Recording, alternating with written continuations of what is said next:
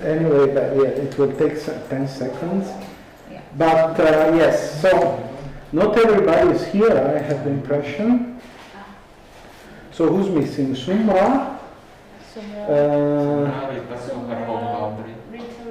Yes, but my understanding is that, okay, she's now settling down again, but in principle she will be following from there. So, yeah, Maria, Rolando is not there. So Rolando Sumra from the Diploma and the four Rwandans are not there. So okay, we will have to understand afterwards what is happening. Okay. So we usually start first by introducing ourselves. So since we're going to spend a lot of time together, let's try to make a round of presentations first. So also to get to know each other and see who we are and what we're interested in. So I will start. So I am Nicola Seriani, and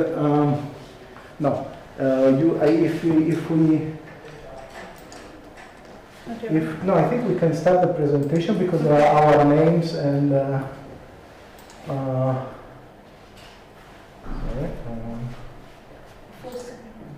mode. So on Zoom, it's not shared. No, Okay. it's not shared. Yeah.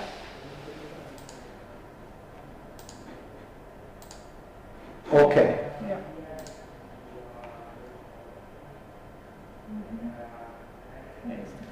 There, full screen. Okay, so in these slides we show our names. So I'm Nicola Seriani. You have my office, internet telephone, and email. So and yes, so I'm a scientist here at ICTP, and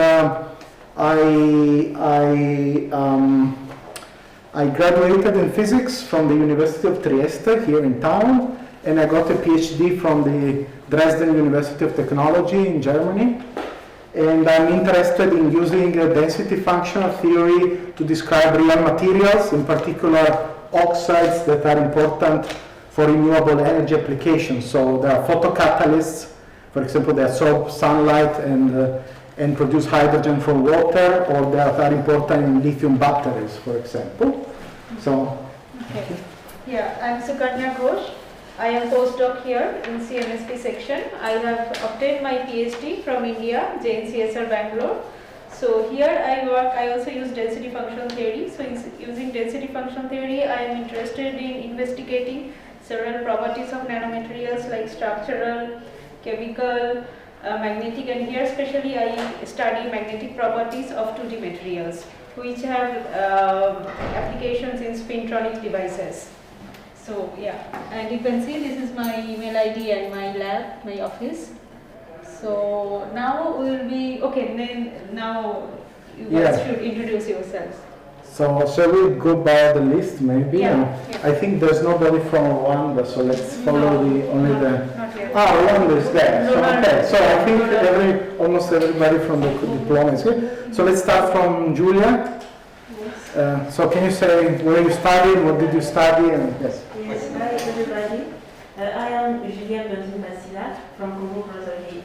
I have been studying at Mariam University, Faculty of Science and Techniques, and I go to my bachelor degree on fundamental physics in 2015.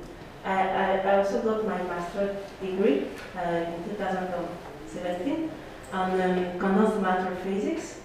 And now I am a postgraduate diploma program student, and I'm happy to be here. That's all. Thank you. Thank you, and we should call you Julia. Yes. Okay. Okay. Thank you. Joshua. Joshua, can you hear us? Yes. Hello. Okay. Please Hello, everyone. Yeah, hello. I'm Joshua Pasato. You can just call me Joshua. It's fine. Okay. I studied in Manila at University of the Philippines, Diliman. I guess for many years I've worked in entanglement detection theory. So yeah, thanks. Thank you. Thank you. So next is Maha. Hello, my name is Maha Suna. I am from Tunisia. I get my bachelor on 2018 from the Faculty of Science of Tunisia on fundamental physics, and I did my first year on master condensed matter physics in the same faculty, and now I am students from condensed matter physics. Okay. Okay, good. Okay, so are you going to finish the masters there or it's on No, ice? this year is equivalent to the second year. Okay. Okay. Thank you. Thank you. Sumra is not here, so Pelus? No, No, yes, it's- she's there, yes. yeah. Pelus, can you hear us? You are muted. Muted but can hear us, no? Should be, She should hear us. yeah, she should hear us. Pelus, if you can hear us, can you please write in the chat? Or can we see if there is anything in the chat? Pelus, can you, where is the, Yeah, is it's it there. here? No, sorry. Yeah, so. Okay, where? Maybe we have to expand it. No. Where is the usual? Here probably. Okay, Yes, okay. yes. So there's no chat. More, you put the button here. More. Okay. Chat. Chat. Where is it now?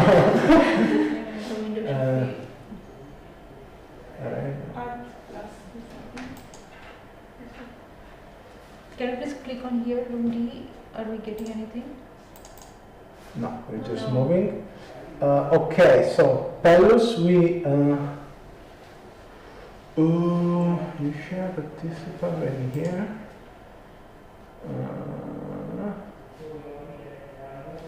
No. Chat. Here's the chat. Okay, but there's no sign of her. So, okay, so I think we will check afterwards what happened with Pelus.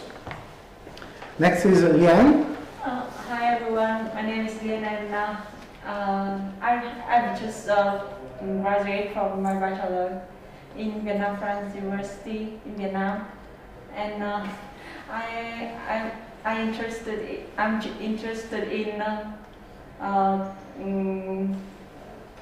2D materials for photocatalyst system. Okay. Using quantum experimental to investigate the properties of the material. And my bachelor thesis is on van der Waals heterostructure. Okay. Yeah, using quantum experimental to investigate some properties of van der Waals heterostructures, TMB for hydrogen generation. Okay. Thank you. And we can call you Lian. Lian. Yeah. Okay. Valerius. Hello. So my name is Valerius Evan Digastiawan. You can call me Evan. I don't usually go by the first name. Evan. Yeah, Evan. Okay. And then, so currently, I graduated from my bachelor on Institut Teknologi Bandung, or you say usually Bandung Institute of Technology, at 2018, October 2018. So yeah, you can say I missed like 2 years of study afterwards, and then my bachelor thesis was about to research about the band gap of graphene flakes and its properties using the density of states. So it's basically a molecular system since it's a flake, and my supervisor asked me to look whether there's a band gap from the edge effect. But for the matter of fact, I don't like my topic. I don't like simulation because of that afterwards. And then, I think I tend to to be more optimistic towards other topics such as quantum computing or maybe topological insulator, because I really wanted to study about that since my bachelor. Okay, Okay. thank you. Jonah? Hi everyone. I'm Jonah Langsen Nagura from Nigeria. You can always call me Jonah. I finished my BSc in 2019, and my interest has been about doing research geared towards African development, and I am looking at different things. In my bachelor's, I used quantum espresso to study organic perovskites, which I characterize, and also my interest has been geared towards studying non-equilibrium effects using green functions. So I have been interested in studying these two-dimensional materials using GW methods and all the rest. So yeah, I'm optimistic to learn a lot of things. So I'm not disciplined about if things interest me. I just want to touch them from superconductivity to anything.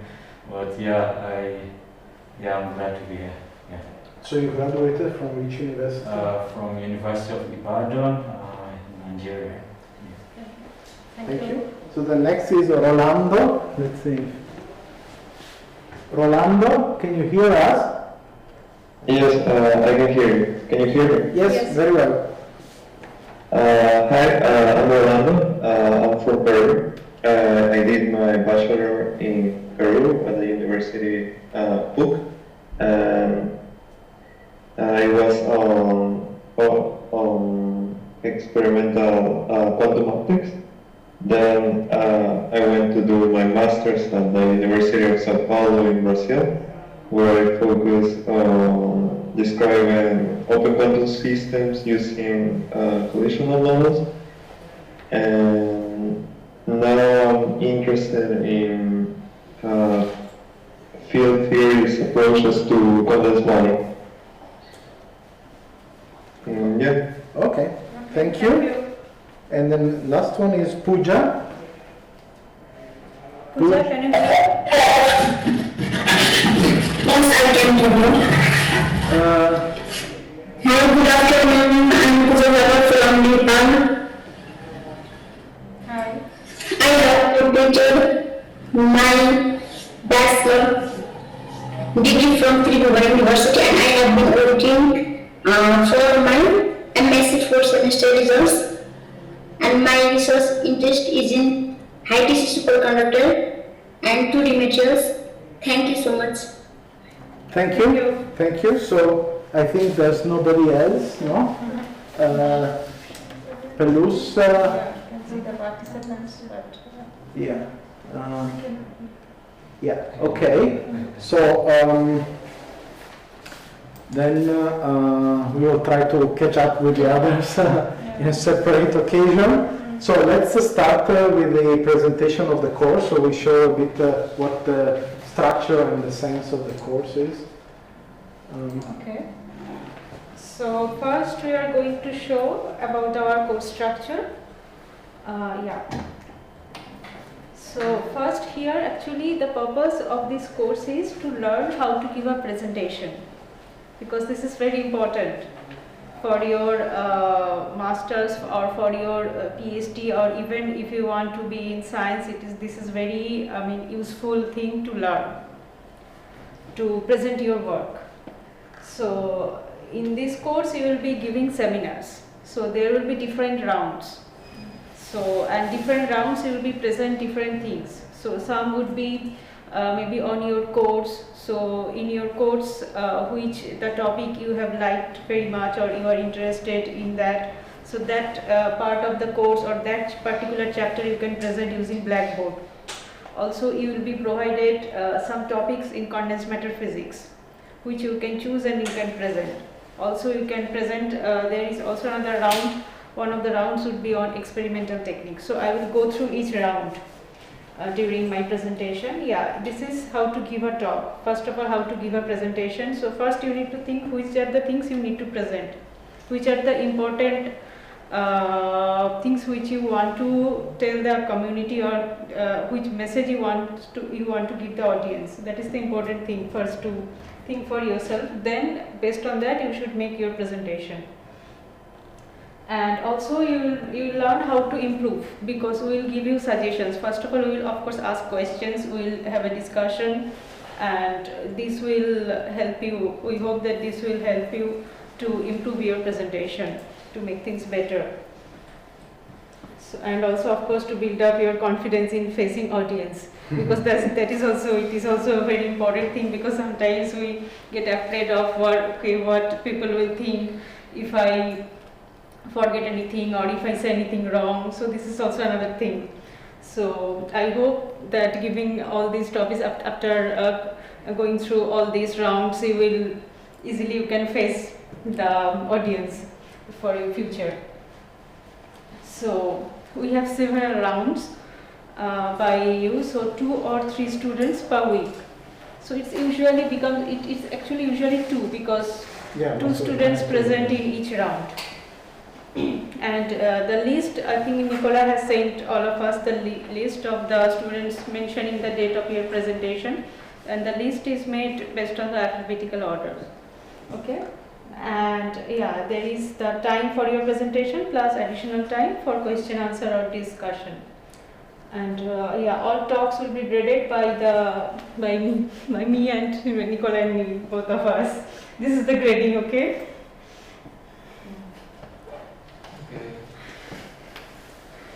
Okay, now the course. So first lessons will be introductory, as we have already told that in the first round you will be presenting your from your thesis, your bachelor's or master's thesis, which you already know.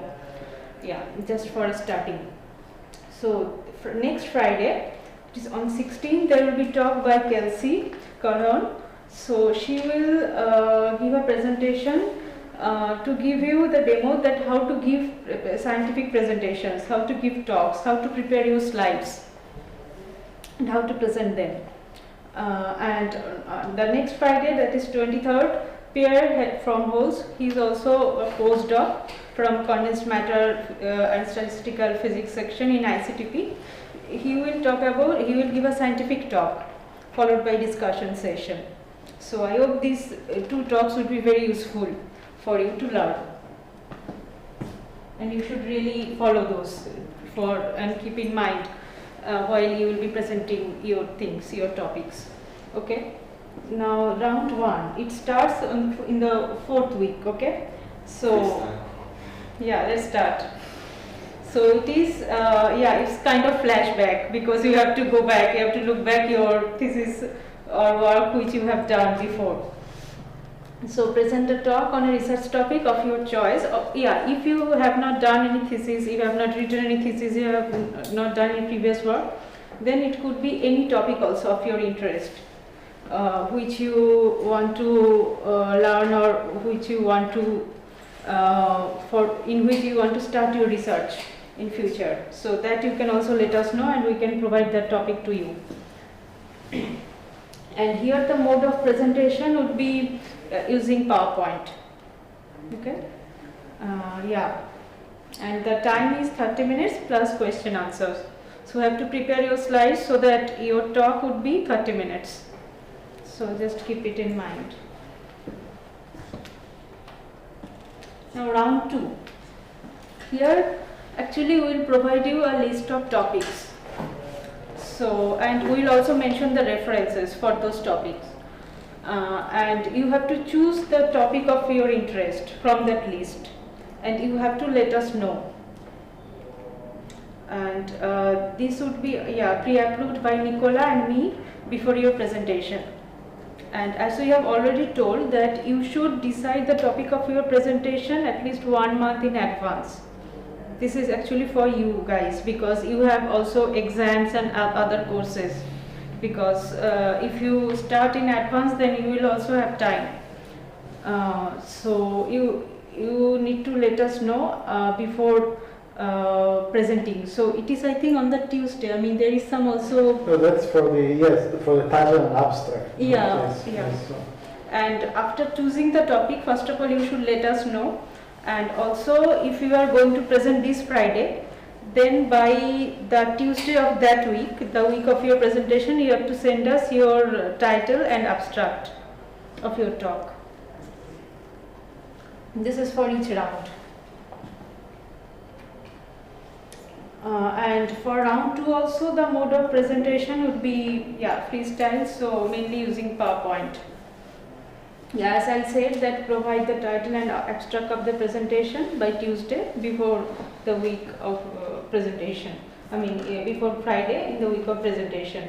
And here the time is 15 minutes for round 2. Okay, it is short talk. It would be 15 minutes plus questions. So any query, any doubt, any questions, you can ask if you want to ask anything, if anything is not clear. Yeah. An abstract of the presentation. What do you mean by that? Abstract? Abstract? Yes, of the presentation. Yeah. A summary? Summary, yeah. What is the presentation? Yeah, what you are going to present mainly, because if you read, if you have read scientific papers, you know what is abstract, right? So that way you have to make the abstract what you are going to present. It's just the main idea, yeah, or the conclusion, brief conclusion. Can I choose? Yeah. Because we have 5 rounds, or Yes. yeah. So can I choose one time? I choose 5 topics already, and then send one time to you. No. Our suggestion is that you choose the topic for the next round once you have finished one. So right after the day that I finish my round, and then I choose immediately the topic for the round. Yes. This is okay. First for us, because I mean, otherwise we cannot. We have to look 6 months back what you chose. But also for you, because during the years you will see courses, you will see new topics. You will have no idea. Maybe you can change your mind, or so. There's no. I don't think it's a good idea to choose now for the whole year. So. Anyway, so I don't know if it was clear to you. We are going to have also 4 master students from the Eastern Africa Institute for Fundamental Research presenting, which means there are in principle up to 14 people in the round. Let's see how it works. Which means between one round and the other, there will probably be at least 1 month or 1 month and a half. So you will have enough time to prepare and choose a topic there. Also because the last rounds, where we'll see it, will be connected to your diploma thesis, which means these are things you will decide in March at earliest. So okay. Yeah. So any more doubt? If any question? Okay. If not, then please. If sometimes you get past the time of presentation, will you cut them If there is more, I mean, it's more than 15 minutes, that is your question. Yeah. See, the main idea, please try to be it on time, okay? But his question is if we first we will tell you, look, time is over. Yeah. So you will give like signs? Yes, we will make signs. Yeah, I will make sign of this. And then I hope you will not be very much overtime, so that probably we are not going to stop you all right, but keep in mind that this is what happens in normal situations. People just stop you. So if you left your main message for the last 5 minutes, you might be lost completely. So. Yeah. Because that is why what happens in the conferences also, you have to complete your talk within the time that's assigned to you, okay? So try to be on time. It's not like we will just stop you, we will just close everything. It's not like that. Also, for the people who will be presenting live here, the clock there is positioned strategically, so you can speak here and watch the clock. So prepare your presentation like this. I mean, practice before giving the presentation. No, you just practice that, how to complete it, how to finish it. Okay. on time. So you urge us to practice. Of course, we need to practice so that you can finish it on time. Yeah, practice is anyway strongly, I mean, it's part of the preparation. I mean, take a mirror and talk in front of the mirror to see, because only then you realize how much you have to say, or that you need more time or less time than you think. So, Thank you. Okay. Okay, if there is no more questions, I can move on to the next slide. Okay, round 3. So here this round is a bit different than the first 2 rounds, okay? So this round you will be presenting some topic which you are taught in the previous courses. It could be during your bachelor's, during your master's, or also during your diploma course. Some topic or some chapter which you liked or which you are interested in, you can present that. And here the mode of presentation for you who are presenting the ICTP would be Blackboard. yeah, everybody that will be able to do Yeah. it. Now, I don't know if the others will have a Blackboard at their disposal or not. So we will be, of course, react to the situation, but in principle, should be on the Blackboard, yes. Yes. So this, yeah. That means that we are going to write on the To blackboard. write on the Yeah. Blackboard, Yes. yes. It's a very different thing, no? From having Yeah, slides. it's very different. So Yeah. basically we are doing like like we are teachers. Yes, You have to- because this is a very on the important Blackboard. skill. So often you say something from the courses you've seen. So if it happens near an exam here, you can also use it to repeat something you have to study for the exam anyway. No? Yeah. So Yeah. if you're presenting on Friday, you know Monday you have an exam on statistical physics, you can come here and explain to us what you understood on one part. Basically we can collaborate, right? So we But I think it's the best thing you can do is to collaborate. I mean, you're all here to learn, and I think the best thing is to collaborate. Yes. Yeah. So yeah, this round would be different and it would be really interesting, Blackboard presentation. So here for this round also provide the abstract, outline abstract of the presentation on Tuesday in the week of your presentation. Here the time is 30 minutes plus questions. So any question? Okay. If no, then round 4.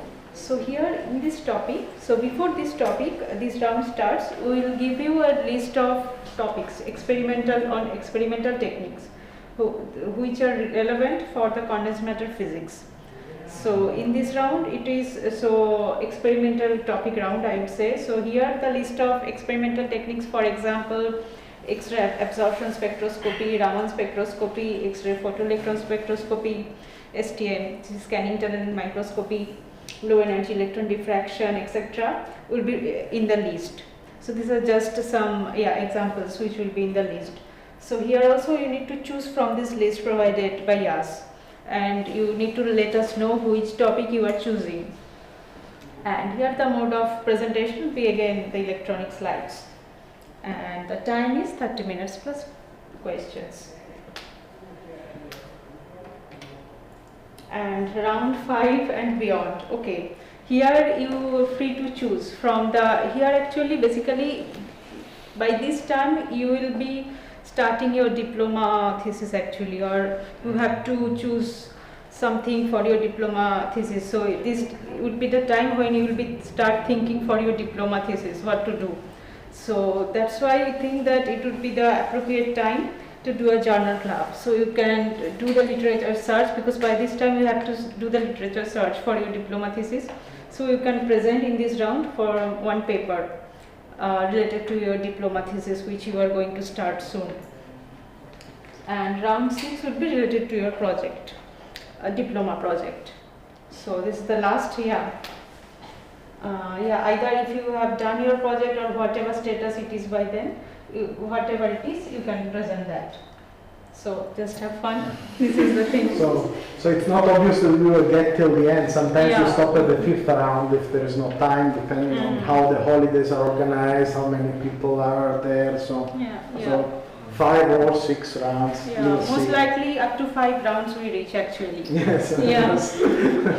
So as you see, it's about presentation, but it's also about physics. So we will talk about physics, we will discuss, we will ask you questions, we will really ask you questions. And okay, sometimes also other people from the condensed matter section come. If you talk about a topic they are interested in, they might come and ask questions themselves. So it will be really a simulation of a real scientific situation. Conference, yes. Conference or not, because we will take the freedom also to ask questions on basic stuff, for example. So the difference between a normal exam is here anybody can ask anything. So of course it will be graded in a different way. No? So if the list of topic is unlimited, you will not be judged like in a proper exam where you have a finite list of topics and you have to know them. Yeah. But still, we will really jump and try to make it interesting and see connections between what you have learned and what you see here. So it will really be, hopefully, an interesting moment of thinking about science, about physics, about current research, and so on. And we invite you also to use it. So as you see, we have a structure, but we also have freedom. You have picked topics. So feel free to use the course also to go deeper into something you are interested in. So this is a good way to explore things you might want to learn, or go deeper into things you already know but you want to go deeper into. So it allows some freedom, and please use it. So the most important thing is your interest and your passion in the things you're doing. So don't and if you by chance you're interested in a topic that you're not sure whether it fits into condensed matter, ask. I mean, we are quite broad. We have had people presenting talks about data science, for example, machine learning, biophysics, ECG, so how it's called, electrocardiogram diagrams. So just feel free to ask. Even if you don't think, if you have any doubt whether you can present it or not, just ask us. And don't be afraid that especially during your first round of presentation, whether we should present or not. So it's okay even if you don't understand some of your results, even if you think that you don't know whether it's right or wrong, we can discuss. Yes, we can discuss. And I mean, simulating a real situation means we'll ask all sorts of questions, basic questions, questions about your talk, but also questions we don't know the answer of. No? So it might be a real interesting question that we have, and we can see what the status is. So it will be really a broad range. So don't be scared if there will be things you will not answer. Will be part of the situation. So okay. Yeah. Okay then. Yes, please. I was also thinking, since the course is also about learning presentation and all, I was thinking if we get chance in one of the rounds to turn into like a poster presentation, so that we can learn how to make very good and effective posters that can be convincing to the research. It is of course useful for conferences, but right now we haven't included anything related to the poster session, but this is one.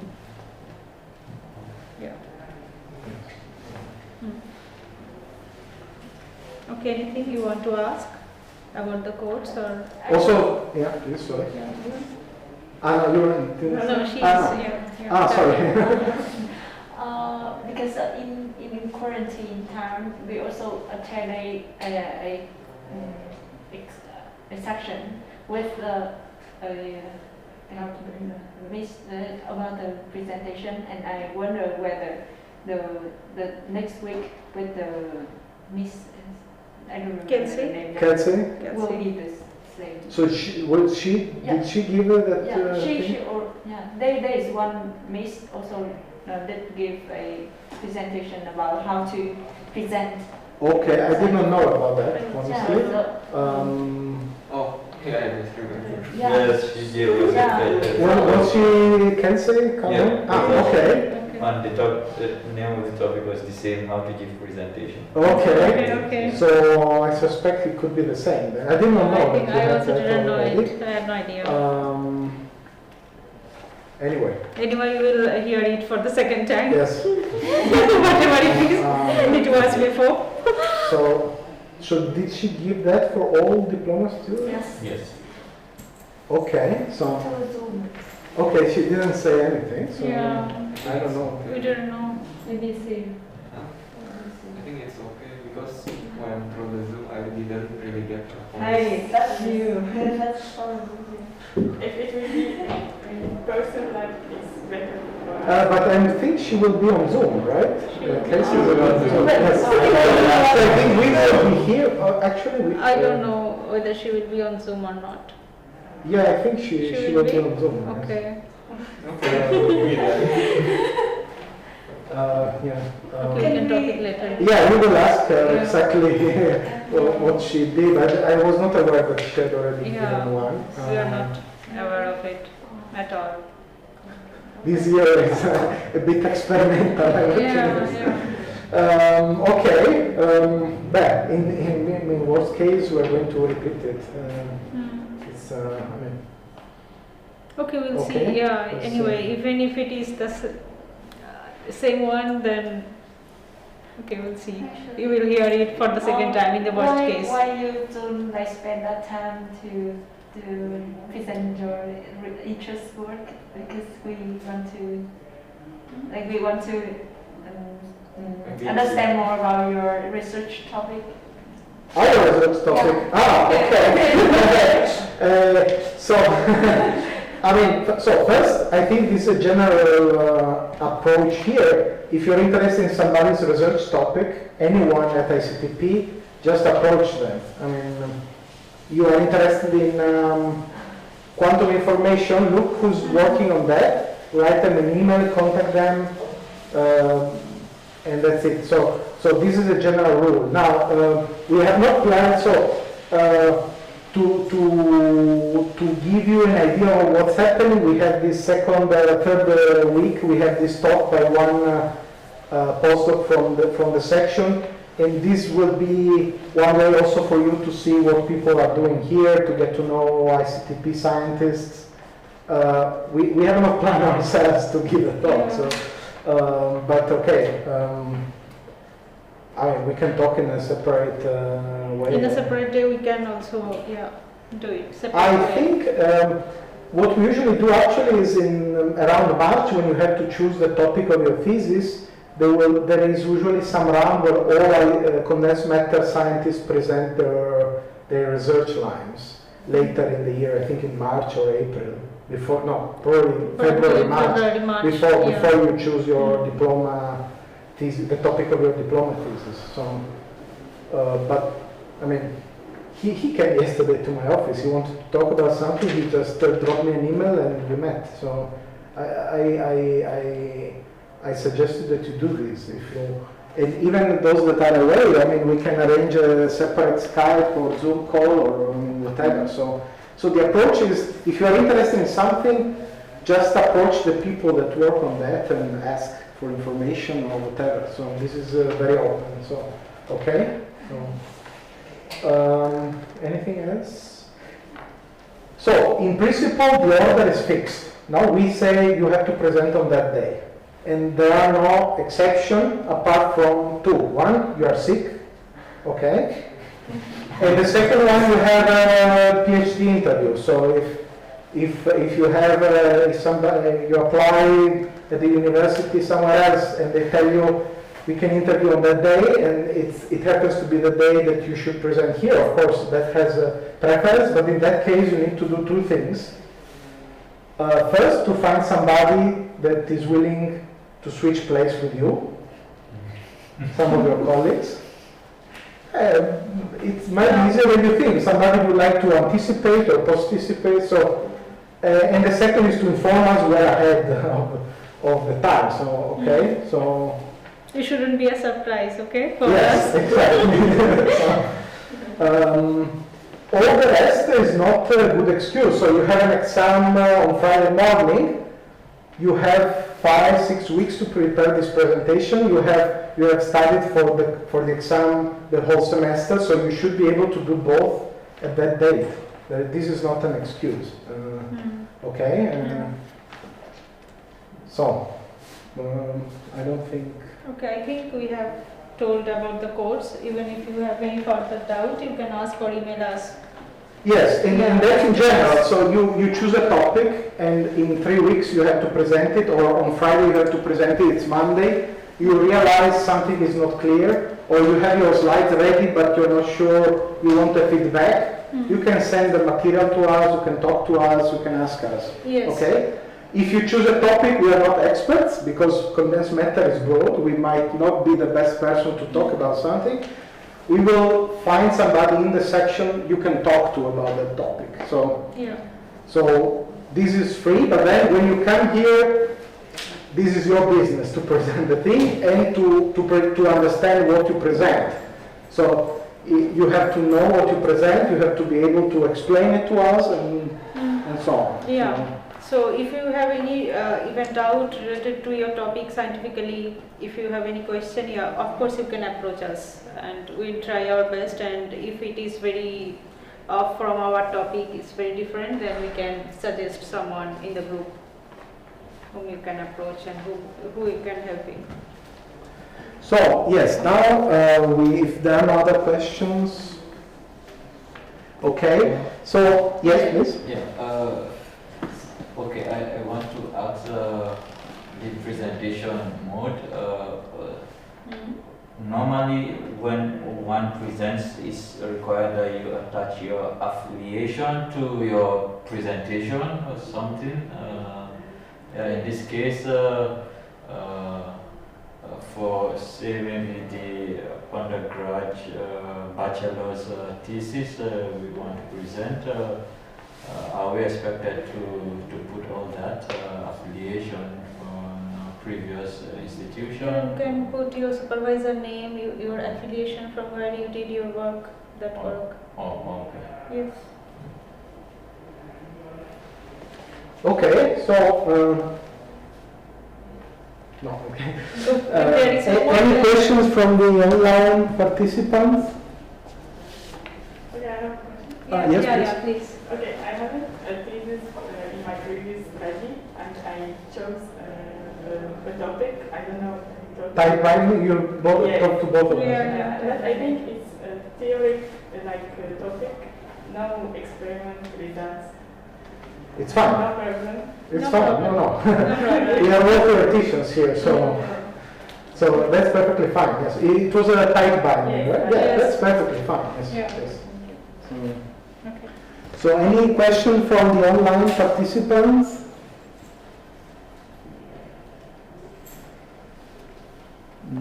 No? Yeah. Okay. Anyway, we're going to send the slides. Rolando? No.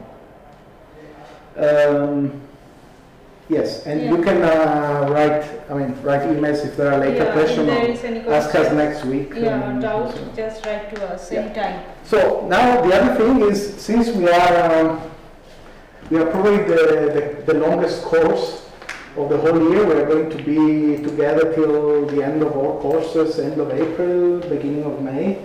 So we also took the habit of following you and supporting you in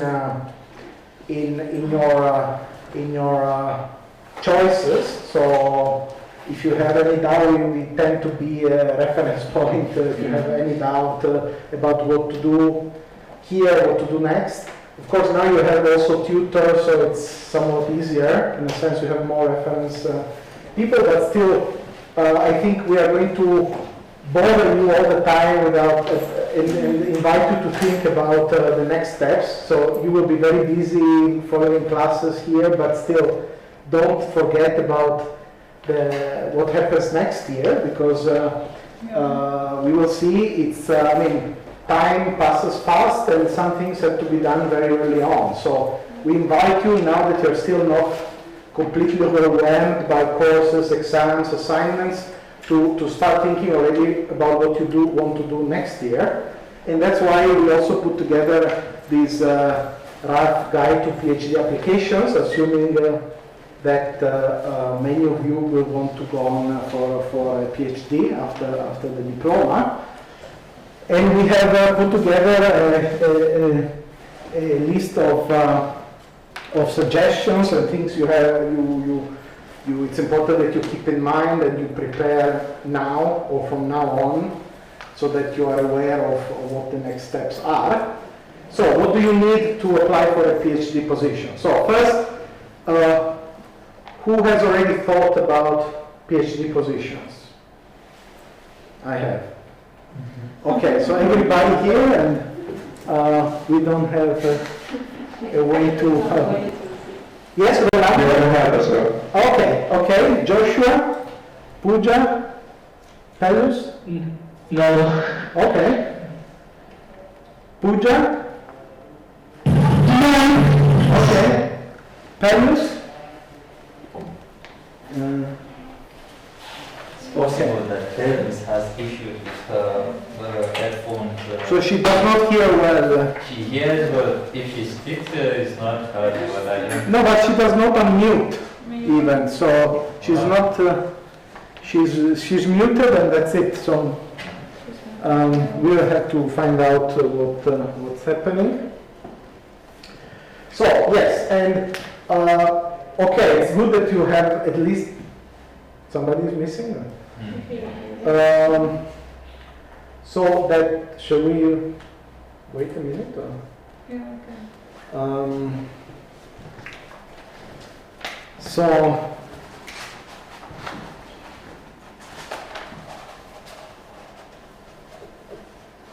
So you all are staying at Galileo? Yes. Yes. So everything is fine in the guest house? We are far from the downtown, That's true. the problem. So are you going to stay there the whole year, or are you moving? Until December 31. Ah, okay, okay, Okay. okay. I see. But you are getting food, I mean your meals are provided. Mm. Difficult, yeah. Yeah, I guess, I mean, difficult. what must have been to come here for the first time and spend the first 2 weeks alone in the room.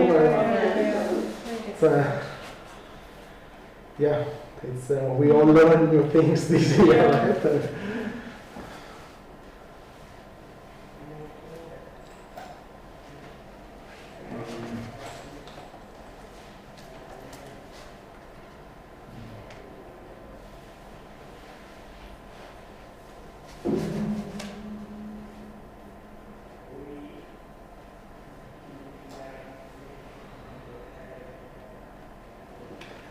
So what does it mean that you have thought about PhD? So you are clear what topic you want to work about, or where you want to apply, which universities, which countries you want to go to? I think for me, actually, I don't want to hurry my PhD, but maybe I will go to take another master's course before deciding PhD. Okay. But it depends on this situation. If I can apply, for example, to CISA, I mean, why not? Right? Yeah. Well, I mean, every year people get admitted to CISA, so I mean, but why? Because you think your knowledge in the field is not enough to study PhD, or you want to explore more different topics? Or? Yeah, I think my knowledge is still quite insufficient. So I don't know. Maybe at the end of this 1-year diploma, I will already have the sufficient knowledge, but I never really know. Okay.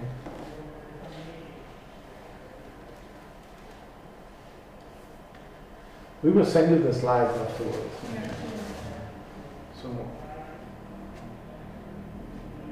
So you are interested, any of you interested in writing GRE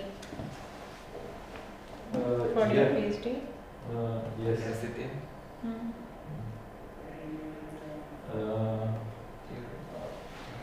For example, the TOEFL, for me, I wrote the TOEFL. Okay. Yes, before now. For the GRE, physics, you have to write subject test and the general test. And the subject test is only in October, so it's only this month.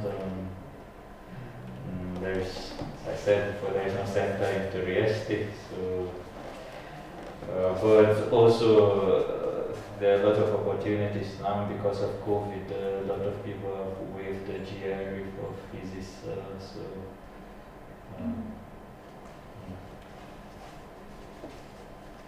But I think even in the past, many universities did not require the subject test. Yes, but some have been advising that for physics, in fact, the general is not even is optional, but the subject is. The general is optional. Okay. So you're oriented towards the United States. Yes. Okay. So. But sorry. I was saying if I get EPFL, then I will go. Yeah. Okay. Yeah. So yes, so we put together some information as I was saying about things you need to have prepared or to think about when or before applying. So first, so we are going to talk about the curriculum vitae or resume, the CV, about standardized tests many universities require, especially in the United States, statement of purpose or letter of motivation, interviews, what they are all about, and where to look for PhD positions, and list of resources. So I mean, the world is big. Countries have different habits, universities have different habits, so we cannot provide a one-step guide on how to do it, because that depends very much on where you want to apply. So this is just to try to give general advice on things you have to think about. So then you will have to look specifically in the different places how things are done. So this is just a general advice. So the first thing is to have a curriculum vitae ready. So if you have not, please start writing it down. So the important information needs to be immediately clear. So imagine departments receive hundreds of applications they have to go through. So if you have won an important award, don't put it on page 17. Actually, don't have 17 pages. Put it on page 1 or on page 2, and don't have more than 2-3 pages. So people might have really a problem reading all through the thing. So the CV should be short, easy to read, free from errors. Why? Because people don't know you, so they have to understand, is this person a very precise person? Does it work well? They don't know. If maybe you are the best physicist in the world, but they just have a CV, so from that CV they will just check whether the grammar is correct. Well, the grammar, okay. We are not, maybe we forgot saying about this. So we are not native speakers, so there are complex errors, but typographical errors are easy to check. There's even automatic checks, so this is hard to excuse, no? So and should look good, neat, polished, well organized. So these are all things that unfortunately I would say are important, because people have in a first look maybe 2 minutes to look at your CV, and they will look at these things. So yes, talking about English, as we said, we will also grade you for your presentations, and of course English is our means of communication. So none of us, I think, is a native speaker of English. So of course we all make mistakes, but again, if it's a misspelled word, that's something you should be able to correct, even if it's not your language. There are automatic spell checkers.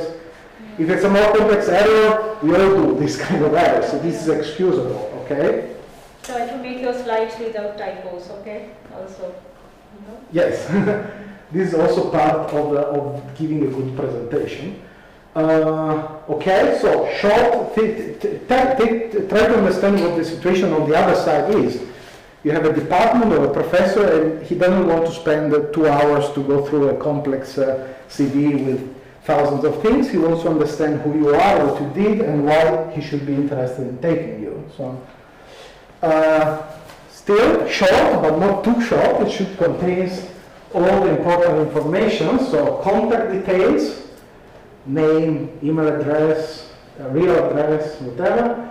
academic background, degrees, major results, research interest background, so 1 line, 2 lines. Have you studied quantum optics or superconductivity? Do you know how to run a lab? Or For density functional theory, you just tell what is your research interest. What, yeah. Relevant experience, or have you had a summer internship in a research lab? For example, have you been at ICTP or things like that? Honors, awards, distinctions. This is important because, especially when comparing people from all over the world, you know, grades are, you get all sorts of grades, it's difficult to compare, but you have something that make you stand out. This is important. So, and it's important to also not to be too humble. I remember a CV of somebody who said, oh, I won the President's Award, no? No, president. Who is the president? No, president can be many things, no? For example, in some places, the university, the head of the university is the president, no? So you have won the award of the president of the university, okay, this may be nice. But in that case, it was the president of the republic. So it was a national award at highest level. So please write, or the president of the republic of your country. I mean, this makes, so, I mean, make sure that people understand, no? That it's not some prize, but it's another prize. So, okay. Publications, even though at this stage nobody will expect you to have publications, okay? So, but you have some. That again, this is something that it's worth mentioning. It's something that makes you stand out. Skills. So, are you very good programmers? Whatever. So, please write. Conferences attended, again, if you have not, this is normal. I mean, this is nothing to be worried about, but if you have, please write. And names and complete addresses of referees. So, talking about referees, I think somebody has already asked this question a few weeks ago. So, my experience is that if you have to apply now in December or January, you still have not the final grades of the first semester. Still, many people will be willing to write a recommendation letter on the basis of the assignments or preliminary midterm exams, whatever you have. So, my experience, usually this is not a problem. But also make sure to approach people well in advance, especially over Christmas. The institute is closed. Normally, every year, not only this year. So, which means in that period, which sometimes it's a period where you have deadline, people might be less easy to reach. So, in that case, try to reach them before the institute closes, so they have time to react and to do things properly. Yes, please. In this section of conferences attended, how can someone think about ordering poster presentations and the conferences you've attended? Sometimes someone hosts conferences without posters, so it's just a list of conferences attended. But also sometimes these conferences you present posters. So how can we? But in that case, I would differentiate. If you have posters presented, I would either focus only on those, not to make the CV too long, or I would clearly differentiate poster presented at conferences and conferences attended.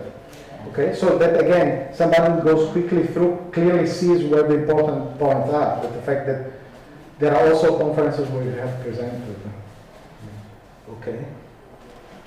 Yes.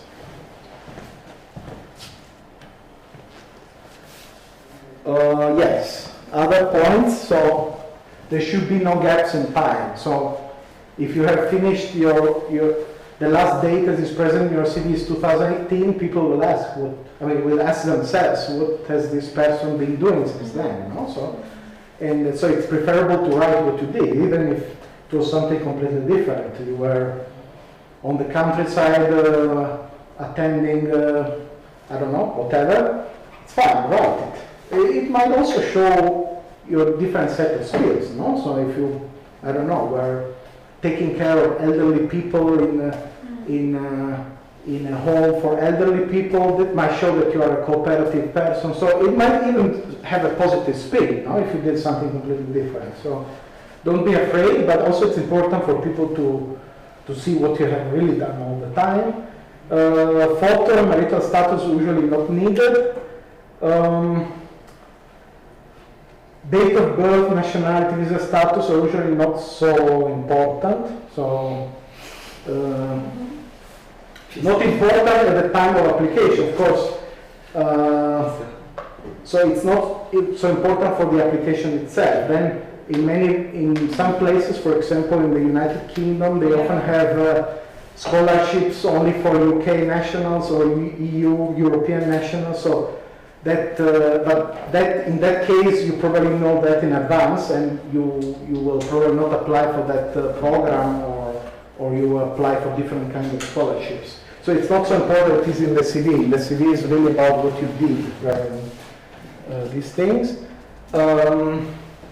So talking about standardized tests, these are typical, they are very often required from American university. The first line is, I'm not sure it's so, I mean, it's getting less and less true that all American universities require this test. Probably it's more often true for the English test. So these are tests, usually multiple choice tests that you have to take at some places. So for example, TOEFL, they're organized in every country of the world 2-3 times a year, an exam. You have to go there and take it. And these are things you usually have to book quite in advance. So you have to organize your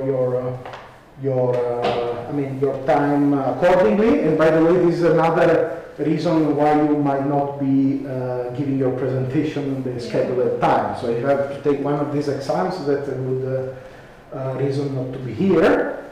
Graduate record examination is, there is a general test which tests your verbal abilities, numerical abilities, logical abilities, and so on and so forth. And there is a subject test, in our case physics,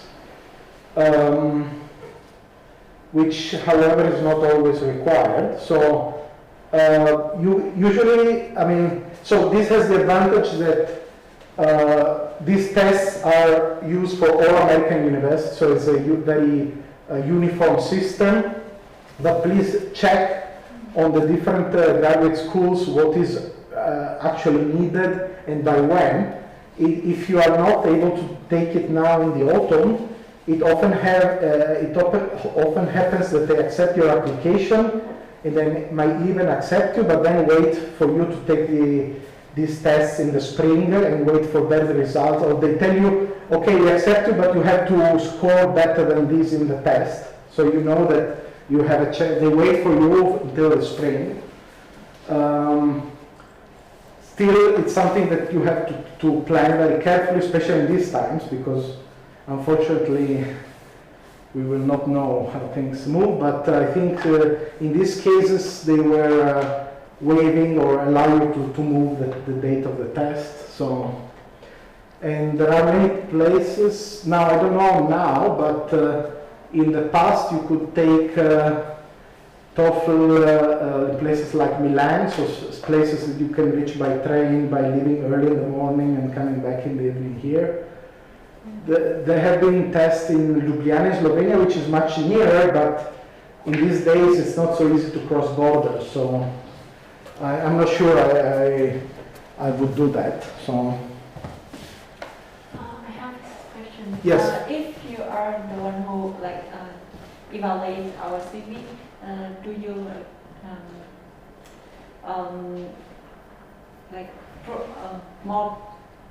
you will evaluate the one who has the GRE score higher than the one who not has the GRE score? Who doesn't have a GRE score or have a low GRE? If you have all the tests and they all show you that you are in the best 1%, that's the best situation you can be in, no? Then you don't have to explain anything. So, still, I wouldn't be so, I wouldn't take it so rigidly. I'm not sure this I mean, I'm not sure this one with the test and one without, difficult to say. So. And what if the GRE generals has three sections?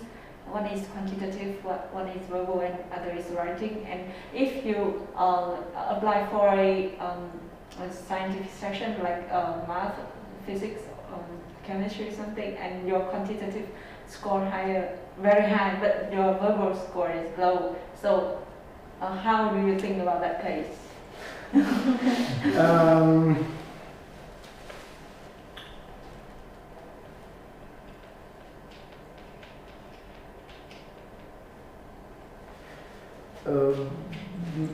First, these tests are taken also by Americans, so the fact that the language part, the verbal part is low, it depends, I mean, low with respect to whom, I mean, in comparison to a native speaker. Usually what people do here in Europe is they don't have this kind of test, but they interview you. If you are able to talk and discuss physics, then it's fine, no? So I don't know. So I don't know. I mean,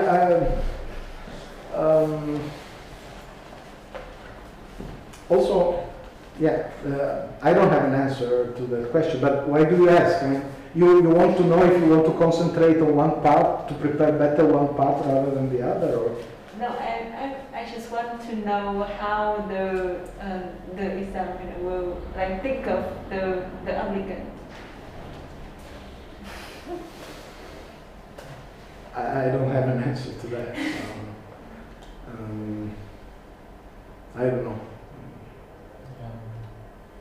Because I know sometimes some people get accepted with terrible, I don't know how this works, but then some people get accepted with terrible GRE scores, but because they have very grounded research and maybe maybe I should talk about SOPs, maybe if you convince people with SOPs, maybe,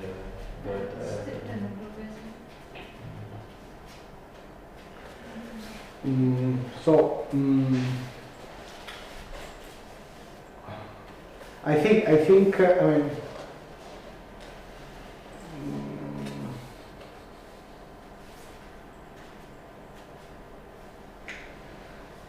some university even say more about that. Like some university say, okay, it's not compulsory, but you will have bad chances, or they want to report statistics somehow. So only 1% of the people that applied without got accepted, or half of the people get accepted without GRE. So that might give you. So I would reverse. So try to figure out where you want to go, and then we will see what the requirements are. I mean, I would not try to determine in advance what scores you need, or whether you need to take a GRE. Okay, the big question is whether you want to take a GRE, because that might cost you time and money. But I mean, do you want to apply for the States? Yeah, actually, I took the GRE before. Oh, okay. Oh, okay. But you're not satisfied. You don't think the yeah, I got 168 per 170 in quantitative. But I got. I don't know. Once they were reported the percentile. Yeah, I so mean, how much 4 is or 5%. in the best 4 or 5%? Oh, come on! I mean, I don't know now, but in the old times, if you were top 5% in physics, you could go anywhere. So any of the big American universities. But I got low score in verbal section. How low? It's 140 per 100. No, but in percentile? I don't remember exactly, but it's around 50 or 60. Okay, but do you know how many of the people, because still I think most of the people that take this are from the United States, right? Do you have an idea how many people are Americans? I don't know. I didn't look I mean, my impression is that language is, as long as you speak, and also, I mean, in 1 year from now you will have a diploma done all in English. So my impression is that they are quite, if you have good scores in the quantitative physics and so on, the language is something, if your level is acceptable, then you can easily improve once you're there. So in a couple of months, so I will not be too worried with the 50%.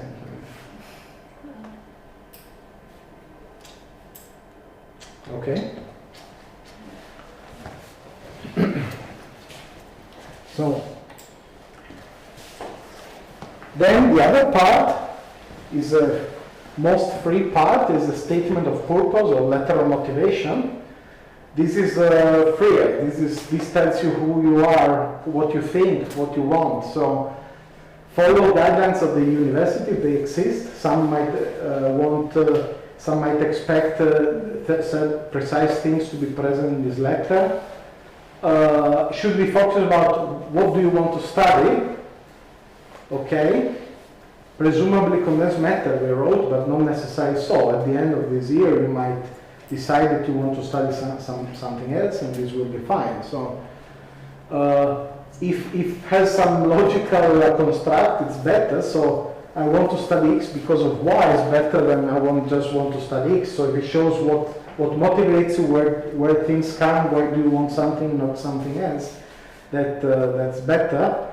And so, if you say you want to study a certain topic, you want to apply to a certain place, you want to work in a certain group on a certain topic, it's better if you can explain how come how you came to that conclusion. So maybe this is what you always wanted to study, then you can show that everything you did since primary school was towards that goal. Or if you change topic, for example, you get out of here, you want to study biology or molecular biology, so it's something that is valid, so you can explain. I study condensed matter physics, but I found that biology is a very changing topic, so I want to use my condensed matter background and apply it to biology. So you show that there is a reasoning, that there is a development that might contain changes. You might have studied first engineering, then physics,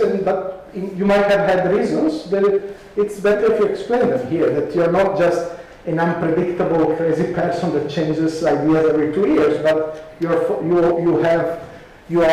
reason to. You have good reasons, and there is a logic behind what you do. So, but always be concise, clear, and free from errors. So must be something and honest. No, so again, these are always things, because I mean, writing things just to impress is not very effective. Doesn't bring you very far.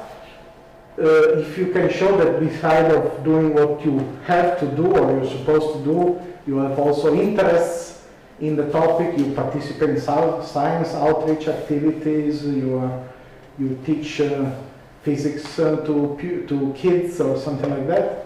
That's something that shows that your motivation is something particular, and that's a very important point. Did some event inspire you to consider a PhD in physics? So I think the biggest worry, okay, apart from having new fundamental knowledge, enough knowledge and so on, is are you really motivated to go this way? Do you know what you expect and you really want that? No? So if you can show that it's not just because you're already in this field, so you want to stay just because of that, but you're really motivated, you have a passion that drives you, this is something that ensures that people take you and they are not wasting their time. So you're not going to leave after 1 year because you're fed up, but you're really motivated and you will contribute to the field and to the group. Yes, so be brief and to the point. Don't, this means leave out unnecessary comments or information. And here we write avoid using fancy language. So I think it's better to appear professional and to the point rather than too much out of the standard things. So interviews. So how does it work? So especially in Europe, what happens is you apply, and then a first selection is done on the papers you send, and then a limited number of people is invited for an interview. So, and this is for your benefit and theirs. So it's a long, I mean, you will spend 3, 4, or sometimes more years in the PhD, so it's important that the choice is right for you and it's right for them, and that's the interview is the best way to find out. So it could be a panel interview, so you have 4 or 5 professors asking you questions about your past activities and your motivation, what you want to do. You might have to give a short talk, and that's where we enter. So you will be trained and you will go there and do your best. In some places, for example, there are these big institutes, Max Planck institutes in Germany, where they even organize small workshops with all applicants. So you go there, you spend 1 week, and it's like a workshop where you present your research and the other applicants present their research.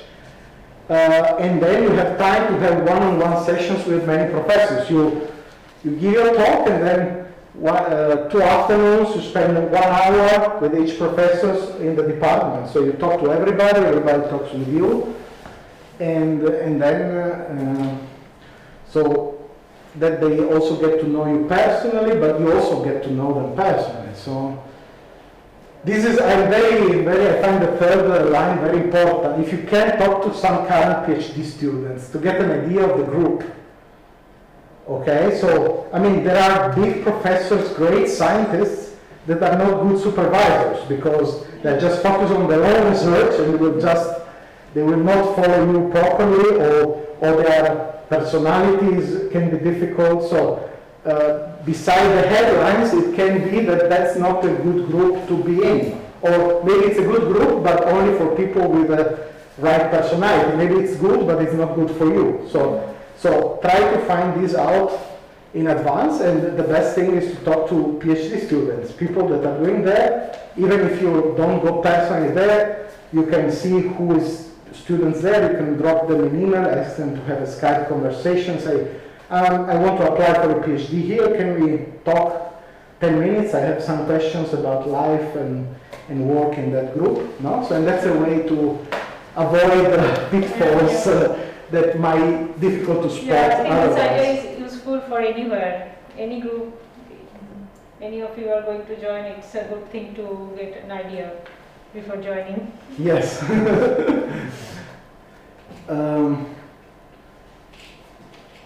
So, go with some question of your own. So, these are twofold purpose. First, to show that you're not just passively waiting for them to ask you something, but you're also actively thinking about this process. And also because you might want to know what's like to live in that city. No? There are very good groups in cities that are very difficult to live in. So,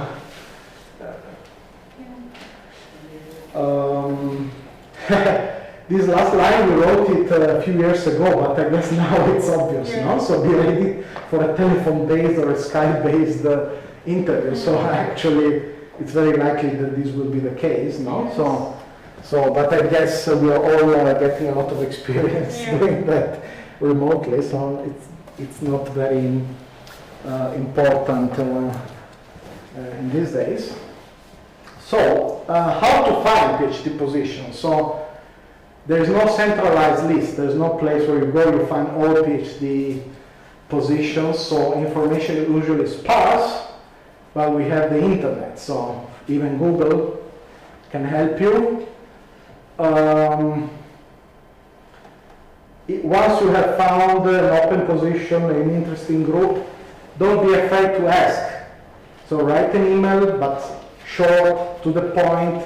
If you write to a professor, attach your CV so he already knows that whether he wants to answer to you or not. So knowing that, unfortunately, many professors are very busy, so it might happen that you don't receive an answer, but okay. Yes, and often it's not enough to have the okay from a professor. There is a formal process that goes through the department most You have often, to fill a form, yeah. which means deadline, you have to fill the proper form. So read carefully all the information that you find on the application website of the university. Don't hesitate to seek advice. So, what did we write here? Seniors from your home country, former diploma students. I would say everybody. I mean, everybody you think can help you. So of course, the advice you get from senior for young people is different, you know? So the senior will have the view over where the important groups are and so on, but you might want to have this other information on how easy it is to be a PhD student there, you know? So don't underestimate the importance of contacting people that are maybe just 1 or 2 years older than you have just started, or people that have finished their PhD. One thing as I would do is to look, there is a group, looks very interesting. What do people do there after they finish their PhD? No? There are groups where everybody becomes a professor. There are groups that are very strong, but then everybody goes into finance. So, I mean, which might not be bad, but you might wonder why, no? And what does that mean for life as a PhD student there? So, yes. Also, there is one website, Psyche. If you subscribe that website, then you can get the notifications from that website for the open PhD positions. Yeah. So I would suggest. Yeah, this is more specialized for density function theory. Also for condensed, it is not always on density. Yeah, sometimes it's a bit broader. Yeah, but yes. mostly density Yes. functional theory. I mean, Yes. but for condensed matter people, I think it is a bit. It Yeah, is quite yes. useful. Yes. Yeah. Okay, so former diploma students, I guess you know that there are all the list of names on the website, right? Of the diploma program. Okay, so deadlines. Yeah, that's why we talk about this now, because, for example, American universities have early deadlines, mid-December, end of January, which means if you want to prepare all this stuff and be ready, you have to do it now, basically. Whereas European university have more time, March, April, so even later. People have found PhDs in all sorts of periods, so you have a bit more time, but still, it's good to keep an eye on things. Yeah, okay, so start preparing your application package now, also because I don't want you to underestimate how busy things get here with time. So you've just started your courses, but then November, December, January, you will have exams, so you will be stressed with other things. You will probably not have much time and energy to prepare these things. So the earlier the better, I would say. Fellowship. So of course, we always assume you will want a fellowship. So to be often American universities, you have teaching assistant fellowship, which means you will have to teach undergraduate students a few hours a week, and this is how they formally pay for your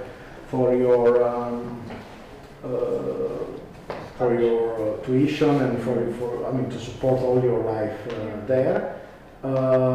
In Europe, things are much more diverse. I mean, every country, every university is different, but generally, I mean, people get full scholarships for their PhDs. And this should be the goal. And this is doable. Yes, please. Yeah, I know you talked about the emailing professors. Also, in my experience, sometimes if you check some groups, the professors might specifically state that you should not email them until you get accepted to the university. In that case, you should follow what is written. Yes. Because I was thinking I could still overlook what they said. No, it means that these people are very busy and they will not answer you anyway. So, in that case, you might want to collect information a different way. Is there some senior person who's not the professor in the group? Are these people that have some connection here, so you can ask maybe senior people here information about that group? The other thing is I would do is to keep an eye. Okay, now there are not they're gonna start now in October. There are usually seminars here in the condensed matter section, so you might want to watch who's giving a seminar or what. Okay, this will be everything online, but still you get name of important scientists that are giving a talk. You might decide to come to the talk if you don't have any other lecture, and you might have a chance of getting in contact with him or her in that occasion, no?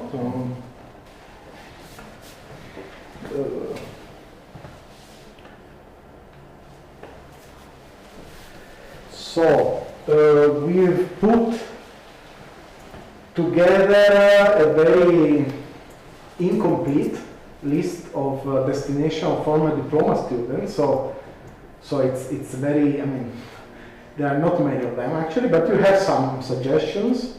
I guess through the list of former diploma that you have on the website and through social networks, you will get in contact with former diploma students in many ways. So,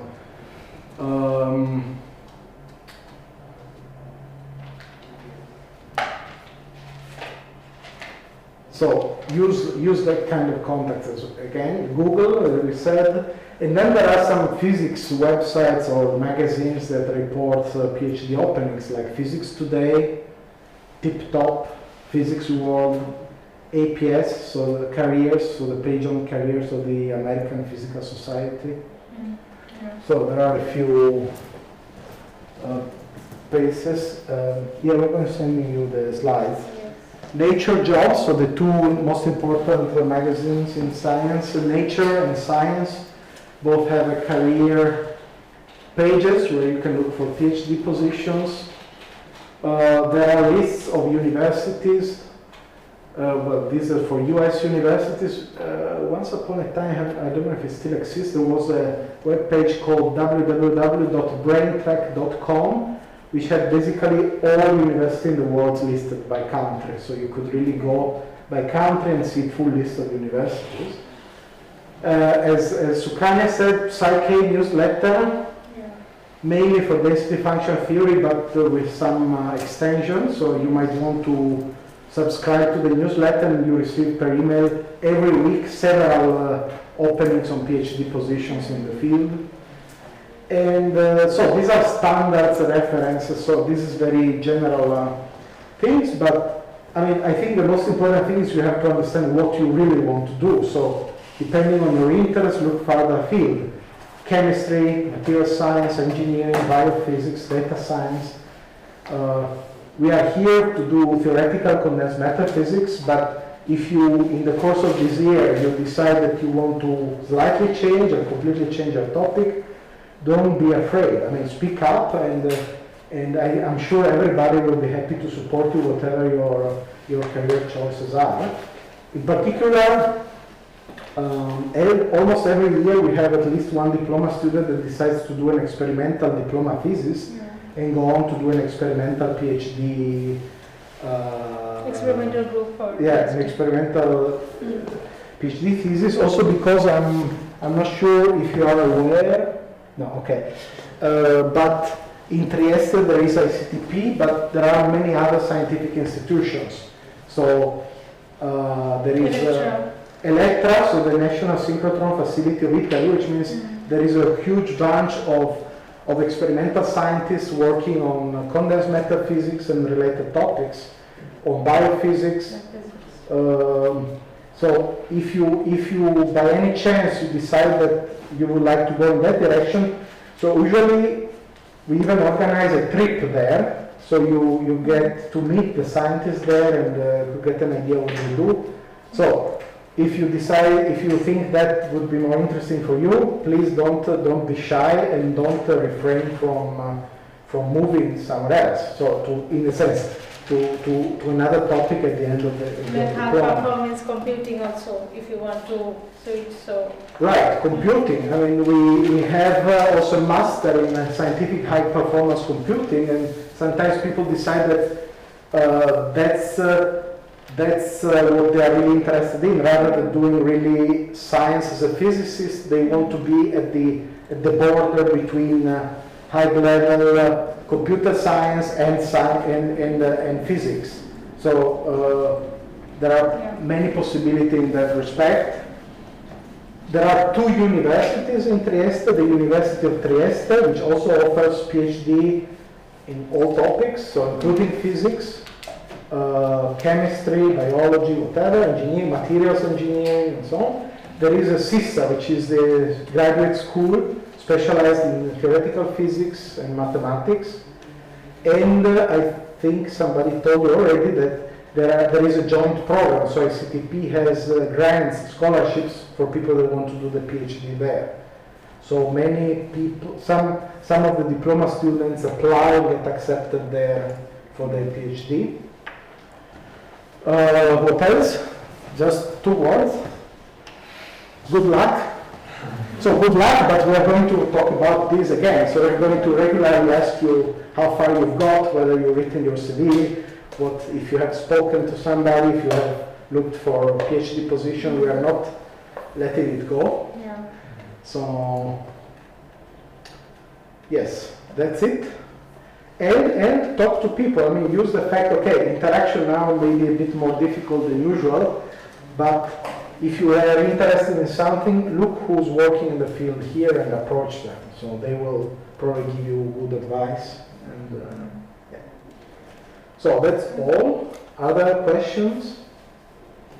So we are going to email both the slides to you. Also from the online, other questions? Or? Yes, I have a question. So in the abstract part, should we explain what our past, like in detail, what our past research has been, or what would you recommend? Where would you recommend to put that part? You mean in the CV? We are talking about the applications. I mean in the abstract. In the abstract for the presentation. No, for the application for the PhD. Ah, okay. I mean, you can. Depends exactly what you want to say. A short part should be in the CV, so if you've been worked in a lab, it should be there. But it can be a part of your motivation letter. No, I'm so interested in this that I spend my nights in the lab, in that lab, so something like that. I'm not supporting people working at night, but so these I think these are the 2 parts where your past experience should go. Any other question? Thanks. Thanks.